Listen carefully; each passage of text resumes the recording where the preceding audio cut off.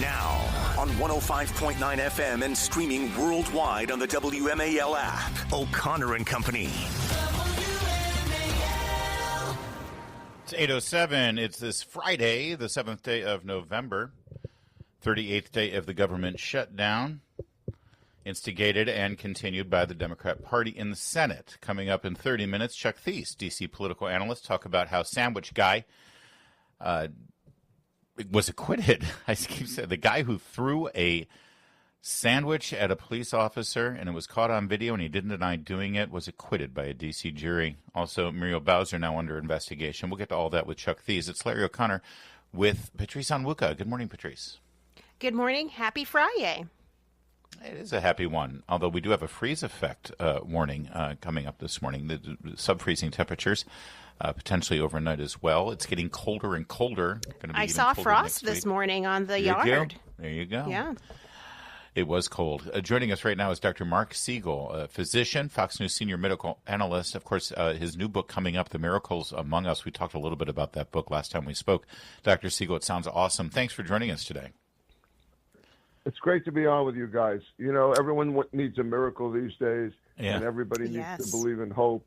And doctors, too. Doctors can't be all about science. They have to be about caring for their patients and preserving the preciousness of each individual soul. That's key.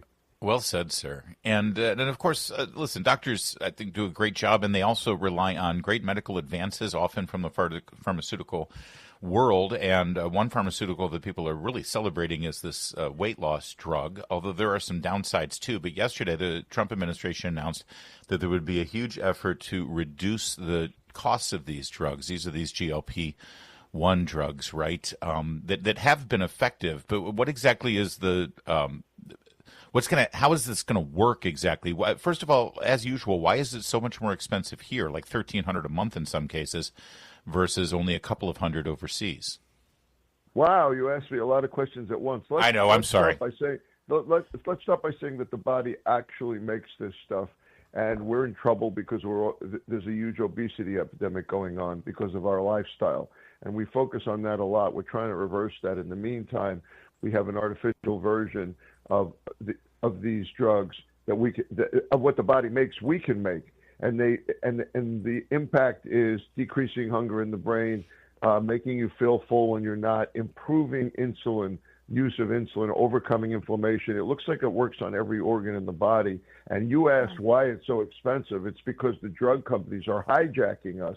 One of them in of course, Copenhagen, Novo Nordisk, the other one, Lilly, where basically they'll get any price they can get. And one of the things Trump's doing here, and I got to absolutely applaud it, he's saying, hey, federal government's got a lot of negotiating power. We're going to use it. Other countries know that already, and that's why they're paying less. So Trump is saying, you want our market? Here's what we're going to pay. We're not going to pay more than that. And he can extend that to Medicare, to Medicaid, and then, of course, he's creating Trump RX where you can pay cash. But here's the untold thing. There's two headlines here that you don't know about.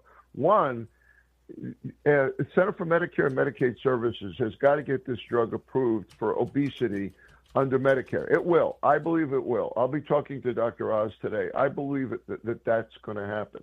And then the second thing is really exciting, which is there's an old saying in medicine that the privates follow suit, meaning that what Medicare does, the private insurers use that as the gold standards, and then they follow suit. So in other words, the private insurers are not going to transfer it to the consumer if under Medicare you're getting it for a lot less. This is a very important thing all across the board. And yes, the drug companies can afford it. They're making a fortune on it. Well, Dr. Siegel, that makes a lot of sense. And I think, when we looked at folks on Medicare and Medicaid, they probably have a lot of health issues that these drugs can address, which is really good. But from a conservative perspective, we see that there are a lot of people who are on some of these public programs that maybe wouldn't ordinarily qualify and have been expanded to over the years. And would something like, making these drugs available here, kind of incentivize more people to be put on these government programs to get access, or you think it won't have another negative impact on the private market? That's a really, really important question. I don't like that idea of the nanny state, and I don't like the idea of front-loading care to compensate for all the chronic illness we've caused ourselves. I like that point, but I wouldn't target this particular drug when it comes to that, because this particular drug has so many positive effects, and it's so useful, provided the right person is prescribing it, because there are downsides. We don't know about all the impact on vision. We don't know about all the impact on thyroid and also on the GI tract. You know, it has impact on people with reflux, but I'm more on the other side of this, which is if people, we don't want to, so that only the rich can get this drug. I want to be able to prescribe it for everyone, but your point about Medicaid is well taken. On these drugs themselves, because a lot of people look at it as some sort of miracle, and it's been, and I understand that, as you just said, our body produces this. This is an artificial version of it. Well, there are downsides and dangers of this drug, too, and isn't there a concern also, here I go with my compound question again, that if it's great. People just rely on the drugs and not actually make a lifestyle change, that they'll either gain all the weight back when the drugs are off, and so they end up having to be on this for forever. Real dilemma, and I have a lot of ways of handling that in the doctor's office. One of them is I try not to go for what the drug maker wants, which is to continually increase the dose, and after a while they'll only approve higher doses. That really takes the art of medicine away from me. And the other thing is that I want you to understand that even if this is a Band-Aid, it's a good one, because if I let you stay obese, you're risking diabetes, heart disease, high blood pressure, cancer, so many high cholesterol, so many different medical issues, that I would rather use this injection, and it's soon to be a pill too, than treat the other downstream conditions. So first thing would be to exercise, eat right, change your diet. Second thing might be this medication, but you're right. I don't want this to be first line. Dr. Siegel, when's your book officially out? It's coming up, right? Because I remember it sounds like a great Christmas present and Hanukkah present. It's great in pre-orders. It's doing really well, and actually the pub date is November 18th, right before Thanksgiving. So you can pre-order it now on Amazon or wherever on Fox Books, and it's a book of stories. I told stories in this book that either I experienced in my practice or I heard about. Then I started interviewing everyone under the sun and said, did this really happen? Did this really happen? And I heard it from doctors, and I heard it from patients, and I heard it from witnesses. Yes, it really happened. And it isn't a bolt of lightning from the sky. It's more like an accumulation of coincidences that just can't quite be coincidences. That's the miracles in our lives. The book is called The Miracles Among Us, How God's Grace Plays a Role in Healing. And I'm just one follow-up question on the book, because I can't wait to read it. Is there a direct connection, or do you have stories that connect prayers of those at the bedside or family members and other people soliciting prayers, and seeing how those prayers then sort of coincide with these miracles? Yes, about half of the chapters directly connected to prayer. That happened with Dodie Osteen, Joel Osteen's mother. There was direct prayer, and liver cancer went away with her. That I tell a story from Lourdes, France. I tell a story with Robert Redfield, CDC director, was praying directly to God for his son, who had a severe head injury. And here's a tiny little funny story from there. He said one day his son was recovering against all odds and was coming back to himself after this huge coma where they thought he wasn't going to survive at all. He woke up, and Redfield was praying for his son. And one day he's sitting with him in the cafeteria, and he says, "What's wrong, Danny? It looks like your eyes are bothering you." Danny says, "I can't see out of one of my eyes." So Redfield goes back to God, and he said, "You promised us a full recovery." And I said to Redfield, "You criticized the Almighty over what he did, what kind of miracle he's performing?" And Redfield says, "What?" Redfield says, "Why not?" 2 weeks later, Danny could see fully out of both eyes. So the criticism worked. Well, that usually doesn't end well, based on my understanding of certainly Old Testament concerns. You got to be very careful. You got to be very careful with God. There's no question about it. But there's a lot of direct prayer in this book. A lot of direct prayer. Yes. The book is called The Miracles Among Us. It's on pre-order now. And yes, a great book for the holidays that are approaching, especially Thanksgiving, because gratitude is a big part of this equation. Dr. Siegel, thanks for shedding light on Thank you, Dr. Siegel. On the fat shot, Thanks as Donald Trump calls it, the fat shot. It's 8:15. WMAL, making sense of the news. Live from the Home Paramount Pest Control Studios. Home Paramount, the leader in pest control since 1939.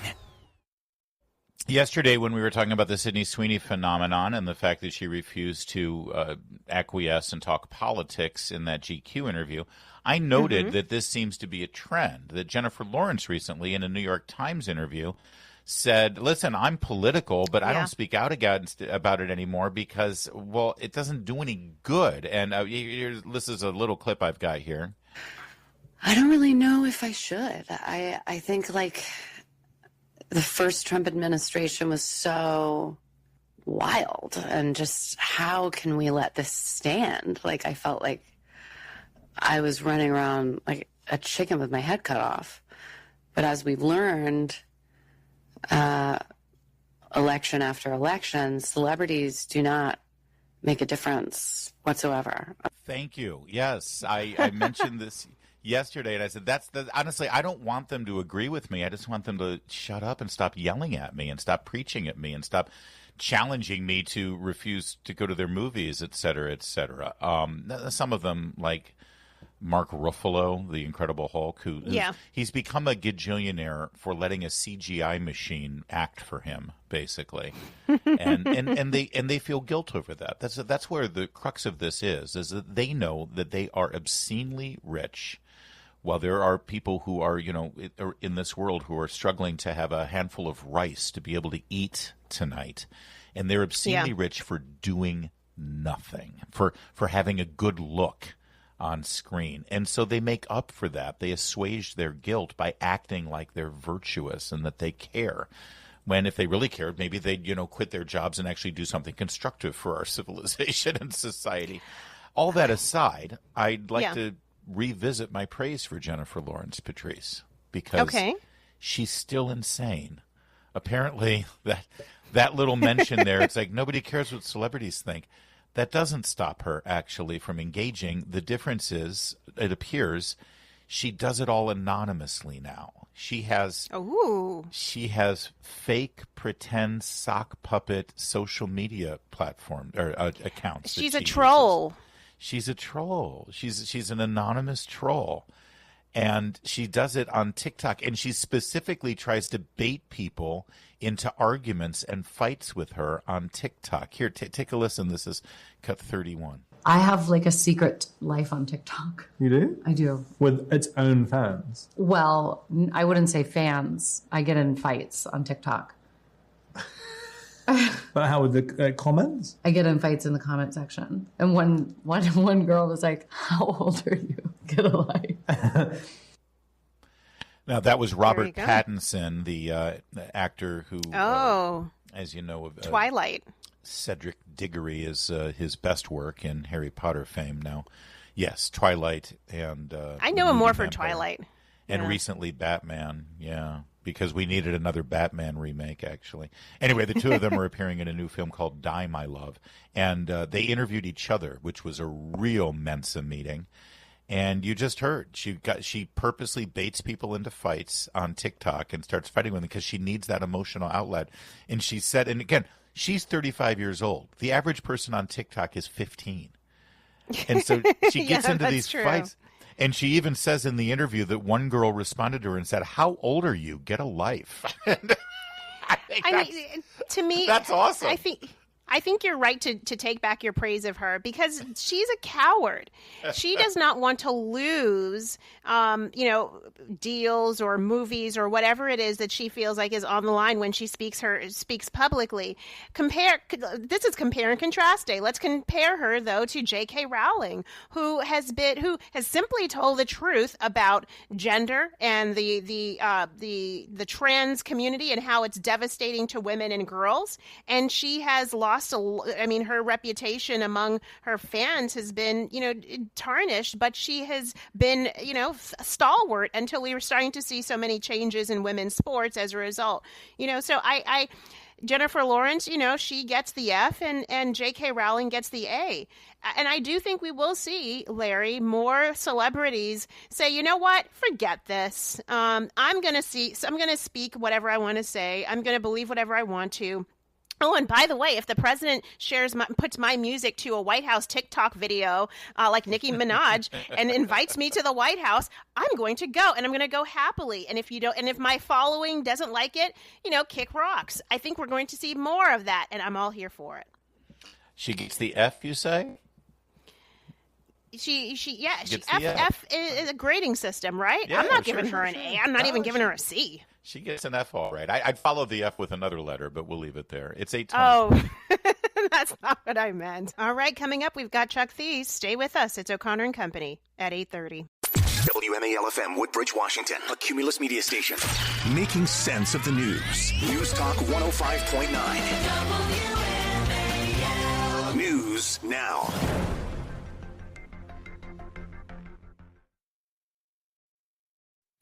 Now, on 105.9 FM and streaming worldwide on the WMAL app. O'Connor and Company. It's 8:37 now. Our Friday morning extravaganza continues unabated as we cover the effects of the shutdown here on day 38 and going into the weekend, what things might look like with the air traffic problems that we're all anticipating. It's Larry O'Connor alongside Patrice Onwuka. Morning, Patrice. Good morning. Happy Friday, Larry. Sure. Absolutely. Let's welcome in Chuck Thies, D.C. political analyst, friend of the program. A lot going on in D.C. First, apparently, it's a First Amendment right to assault a police officer in Washington if you get the right jury pool. This is why people in the rest of the country don't take us seriously when they say, when people say they want to be a state. It's like, if you can't convict somebody for throwing a Subway sandwich at a cop and then evading arrest and claim that it's a First Amendment protest, Chuck, seriously, this is a joke. It is a joke, Larry, and good morning to you and Patrice. Morning. Look, I can't even imagine throwing anything, whether it was a sandwich or, anything soft, a plush toy, whatever, at a law enforcement official. No, really, I can't, because it's just something you would teach a child not to do this. You would literally teach a child not to throw things at other children, let alone a law enforcement official. And one of the things that seems to be lost on this jury is that the perpetrator of this literally said when he was arrested, I did it to draw them away from where they were. Okay, I did this to draw them away from where they were. In other words, I interfered with a law enforcement operation. That was my purpose. And again, no one was hurt, and it was a stupid thing, but you need to send a message to people. And that's a simple message. Let law enforcement do their job. Even if you disagree with what they're doing, let them do their jobs. And if you disagree, you have recourse. If you're a witness, if you're the subject of the law enforcement action, there's all kinds of recourse that you have. But don't get involved with what they're doing. And should this person be in jail? No. Should this person have been fined and made an example of? Absolutely. But you made the point at the top of the show, excuse me, Larry, it's the jury. This is jury nullification, classic case of jury nullification, because siding with the Justice Department on this would be siding with the president, and this jury pool is selected from a city where 90% of the people didn't vote for Donald Trump. It's unfortunate that's what we have, although I would argue we have a much safer city. And I would think that Muriel Bowser, as the mayor, would agree that the city is much safer. She's in the headlines again for a couple of different reasons. We'll probably spend more time on the latter, but just want to get your perspective on her running. You tweeted here or posted on X, at the risk of repeating myself, if you believe that Mayor Bowser is not seeking re-election, please think again. So is it safe to say that she's running for re-election and she's running as a Democratic Socialist? Well, no, she's not running as a Democratic Socialist. She's definitely a moderate on the scale of where the Democratic Party is today. I believed with certainty up until late last night that she would seek re-election. And all signs are that she's seeking re-election. A little bit of a staff shakeup She's appearing in more community and political events locally in D.C., and then the tweet congratulating Mamdani. Bowser's weak flank in politics is the left. The far left, the wackos, don't like her at all. They want to get rid of her. And so a shout out to Mamdani is smart politics, because you're congratulating him, and maybe that will placate some of the less wacky people on the left. But will that open the door for those in the district council or other political groups that have influence in Washington, D.C. to press Mayor Bowser and say, oh, you like Zohran Mamdani, do you? Well, how about some free buses here in Washington? Well, we had a free bus, and it was failed. They shut it down. Right. So maybe free Yeah. buses aren't a good Maybe free buses aren't a good idea. We had a free streetcar. They're shutting that down. So maybe free stuff isn't really affordable. Imagine. By the way, how many tens of millions of dollars did that free streetcar cost? And not to mention tearing up the street, putting in those tracks and the power lines forever. That place is a nightmare because of it. Right, but they're replacing it with an electrified mobile people mover, which I think is called a bus. Yeah, that's newfangled. Meanwhile, Muriel Bowser has some other troubles here. There's a New York Times article suggesting that there's an anonymous leak suggests that she is being investigated over that trip to the Middle Dubai. East. That was Dubai. That was paid for by the government of Qatar. They lied about it multiple times when challenged, and then finally they were forced to reveal that Qatar paid for it. Is this a violation of ethics or even bribery laws here, or do they have to look for a quid pro quo to make that case? Well, yes, they have to find a quid pro quo if there's a bribery. Obviously, if someone gave her a gift, an illegal gift or an unreported gift, and she did something, or one of her staff did something in return, that's bribery. That's a slam dunk case. I'm not sure this is bribery. I'm not saying that it isn't.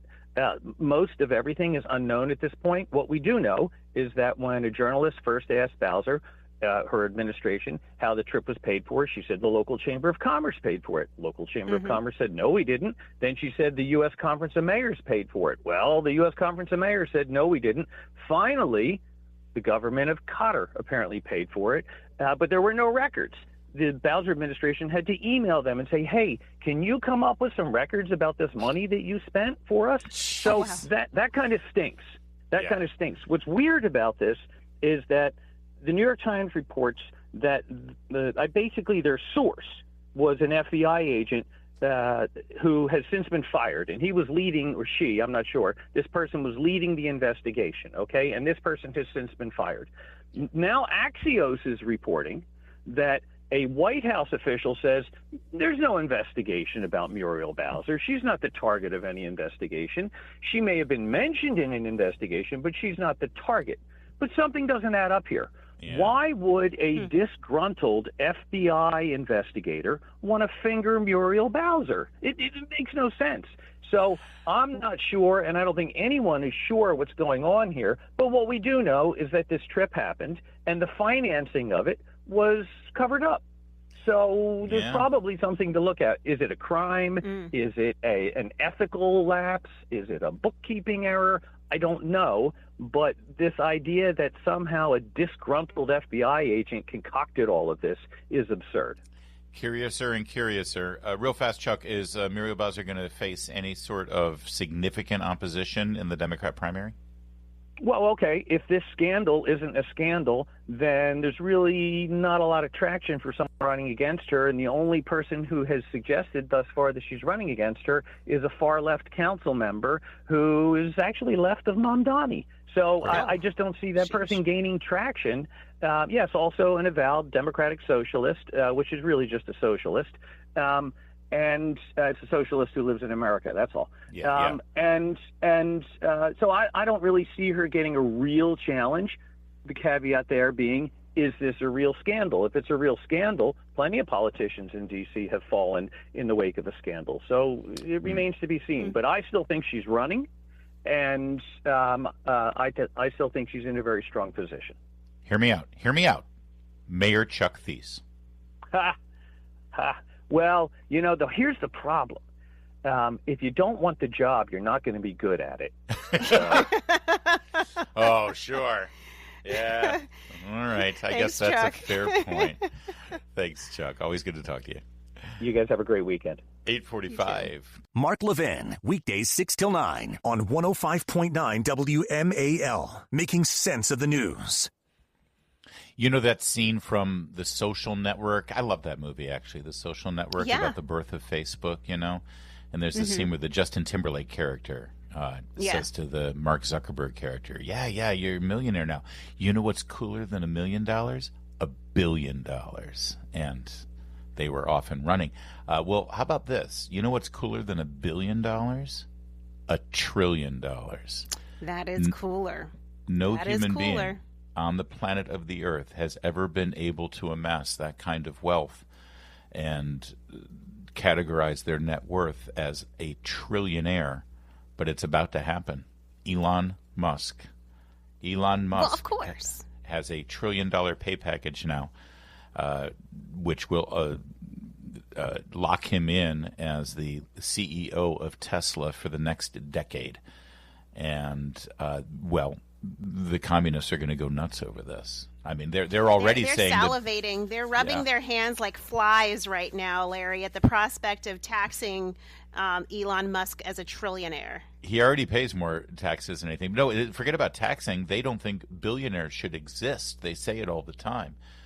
Which is strange, though, because Zohran Mamdani and AOC and Bernie, they all do this thing. There shouldn't be any billionaires. Why do we even need billionaires? But they all take pictures with Alex Soros, the billionaire son of George Soros. I don't quite understand that. Why are they so happy to hang with those billionaires? It's almost like some animals are more equal than others.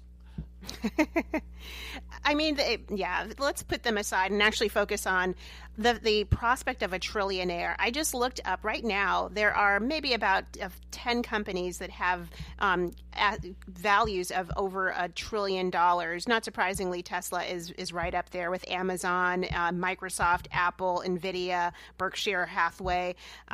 Most of them are American companies. Now imagine putting a single man in that list of the largest entities on the face of the planet. I mean, I am excited because I think it speaks to the prosperity and what's possible, rather than socialists will see it as those people have way too much. No, imagine the immense value Elon Musk and his companies and all of these companies generate for our society. As I scroll through my Amazon list right now, I mean, that's right. And when you're done with this, you'll hop into your Tesla automobile and drive somewhere. Which plays Christmas music and does a light show for the neighborhood kids. I mean, can you see how all of the value that keeps being provided for society? So let's applaud a trillionaire. Let's not denigrate this. Absolutely not. I certainly won't hear it from here. I'm a Tesla owner as well, and I think that he's considering this company didn't even exist 20 years ago. He came up with a dream. Right. Everyone said it wouldn't work, and he's now going to be a CEO worth $1 trillion. And here's the really amazing thing about Elon Musk's wealth. He announced yesterday at this shareholder meeting that he wants to take SpaceX public. So compound that wealth. Let's not forget, he's also the CEO of SpaceX. Amazing. Yeah. 8:52.